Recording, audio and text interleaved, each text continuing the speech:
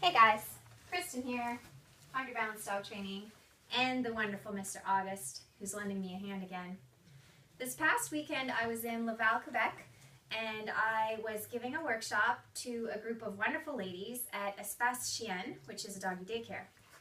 And at the workshop we were doing introduction to prong collar and e-collar. So that is all about introducing the dog for the first time to the prong collar, conditioning them to it, the exercises that you begin to teach them during the conditioning, and the same with the e-collar. So fitting the e-collar, finding the dog's working level, conditioning the dog to the sensation of e-collar.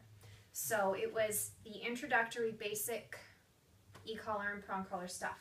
But one of the ladies at the workshop asked me what I would do for resource guarding.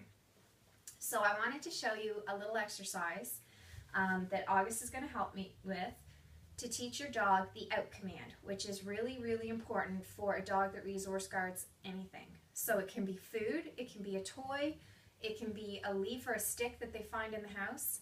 And what the out command means is that when you give the dog this command, he needs to mentally and physically disengage from whatever he is currently focused and obsessed with. So for a dog who's eating food, when you give him the out command, he needs to stop eating, back away from the food bowl, create space so that it's safe for you to go in, pick up the food bowl. And the dog won't go and try to take it. So I've taught August the out command, and we use it outside playing soccer. So we're in here in the house, and I have some food on this other place cot, and I'm going to show you how I do this with August with food. One thing that I will say about practicing with food is that you only want to do it a couple of times. You don't want to really annoy your dog too much when he's eating. I know that sounds funny because you do want the dog to do the out command when asked, but you also don't want to aggravate the dog so much by repeatedly outing him that he gets kind of cranky. So when I'm practicing this, I may practice it several times a day, but I only do it 2 or 3 times per session. Because sometimes the dog can actually feel bullied if you're always taking his food or putting your hand in the food bowl, and that can sometimes provoke a growl or a bite or something like that. So you do want him to learn the skill, but you just don't want to overdo it all in one session. So I have August on his e-collar, and he's a couple of levels above his working level, and his working level in the house is a 6. So I have him at just a couple levels above that. I have a leash on him, and he's been fully conditioned to e-collar, and he's been trained to the place command. So what I'm going to do is I'm going to allow August to start eating on the other place cot. He's going to get really into the food because he absolutely loves to eat. And while he's eating the food, I'm going to give him the command out. At the same time, I'm going to hold down the continuous button. When he stops eating and disengages from the food, I'm going to guide him away from that place cot, and I'm going to ask him to commit to placing on this place cot, and then I'm going to immediately reward him with food. So the e-collar and the leash are all guiding tools right now to show him what I mean by out from food. So let's see how he does. August, break. Good boy. Out. I'm holding the button down. He stops eating. Good boy. I let go of the button, guide him to the other cot. August, place. Good boy. Sit. Good job. And then immediately I reward him with food. Because even though I'm taking him away from that food on the out command, I want him to understand that if he follows that command, he's going to get even more rewards over here. So just because he's walking away from that food doesn't mean he's not going to still be getting food over here.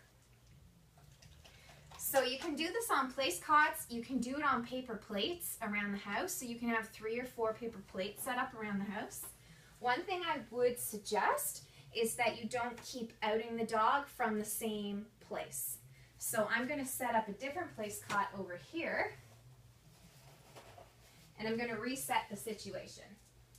So if I always outed the dog from the same place, he may just start to avoid that place, but he may not out over here.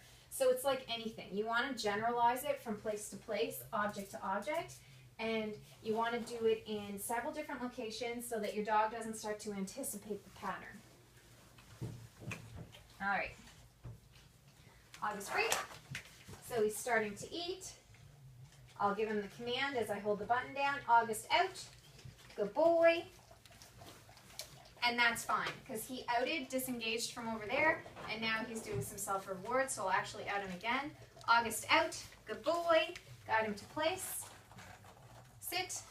Good. Good job. So that's the first time I've ever practiced the out command with August off the cots using food. We've always used toys because he's so toy driven, and he did an absolutely wonderful job. So it only took one time, the very first time, a couple of levels above his working level. So he's at about a 12. His working level in here is a 6. And he's got the hang of out.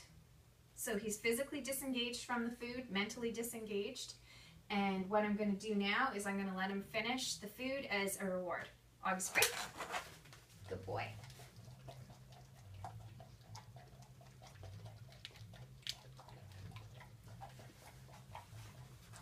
August place. Good job. Sit. Good boy. Good boy down. Good job.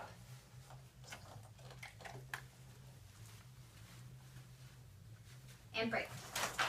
And I'll let him finish the other food too.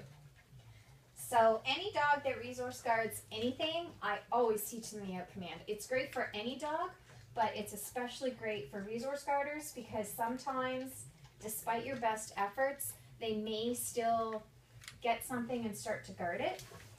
August place. Place. Good boy. Sit. Down. Good boy. So you always want to have, it's like a switch, like an on and an off switch. You always want to have that ability to ask your dog to stop obsessing on some food or on some toy or a stick or whatever it is, spit it out, or stop playing with it, mentally disengage, and back away. That way it's safe for you to go in and get it. You can give the command if two dogs are like tugging over the same toy. If you give the out command, the dog who's trained to out should automatically let go of the toy, disengage, and walk away.